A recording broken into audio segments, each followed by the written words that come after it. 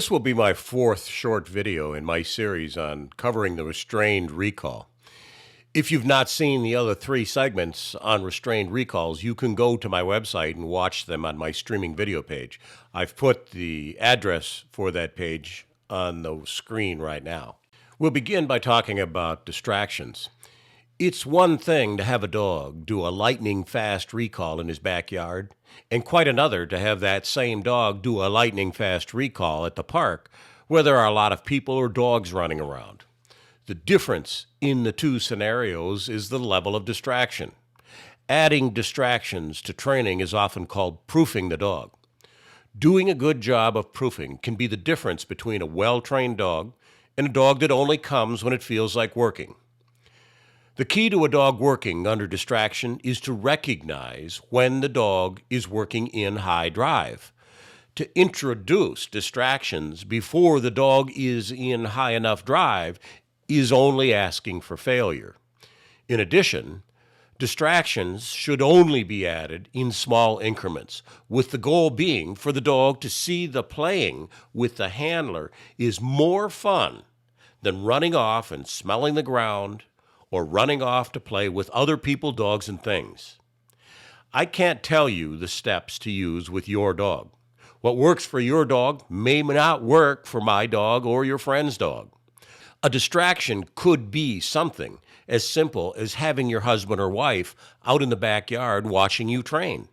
It could be the kids running around and playing, or it could be the mere presence of a ball or a high-value toy laying off to the side when your dog has to run past it to get to you.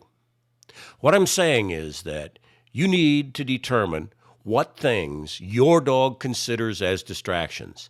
Then you need to realize when you've added too many distractions too quick because your dog loses his focus on coming to you and becomes more interested in the things that distract him. The fact is, adding distractions can easily be a long training video or DVD in and of itself. One of the things I've always recommended is to set up your parameters for training and then train with success in mind. Now, by that I mean, I want my dogs to learn that I have the best toys, the best food, and I'm the most fun to play with. This is done by limiting who's allowed to pet and play with my dog. To learn more about this, I suggest you visit my website and read my free ebook or listen to the free podcast on Who Pets My Dog. I've put the URL on the screen right now. The thing we do in our home is control our dog's access to our other dogs. Almost on a daily basis, we get training question emails from people who have more than one dog. Many of the problems multi-dog people face result from allowing their dogs to run together before they really should. So here's a rule of thumb we follow in our home. We don't allow our personal dogs to play with or run with one another unless we can call a dog back from another dog when he's playing. If we can't recall our dog back from another dog, then we've not set ourselves up to train for success. So our dogs stay on leash or drag a long line until we can call them away from our other dogs. A very important point in all of this work is our dogs have a foundation in marker training.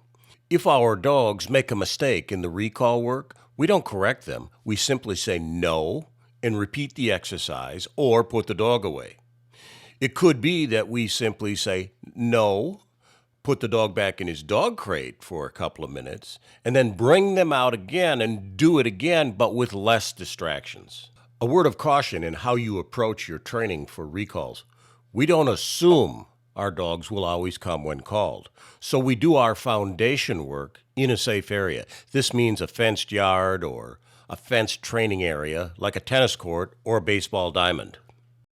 Once a dog gains proficiency and consistency in his recalls, the recall can be combined with another known exercise. By that I mean, rather than play with the dog, as soon as the dog gets to the handler, the dog will be expected to do something else when he gets there. This could be sit in front of the handler or go into the heel position or In our case, go between the handler's legs and face forward, which is a position used in the Mondial ring sport. When you combine two exercises like that, we call it linking, linking one exercise to another. The most important concepts that new trainers need to understand concerning linking exercises is that these two exercises, and they are, one is the recall, the other one is to go into position, must be trained separately. The dog needs to fully understand this before they're linked together. This is done to ensure that we don't confuse the dog. In other words, we train for success.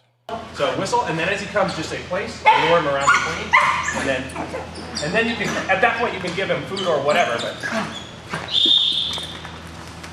place. Place. Yes. Perfect. And you can give him the toy there too after he places if you want, right? All right.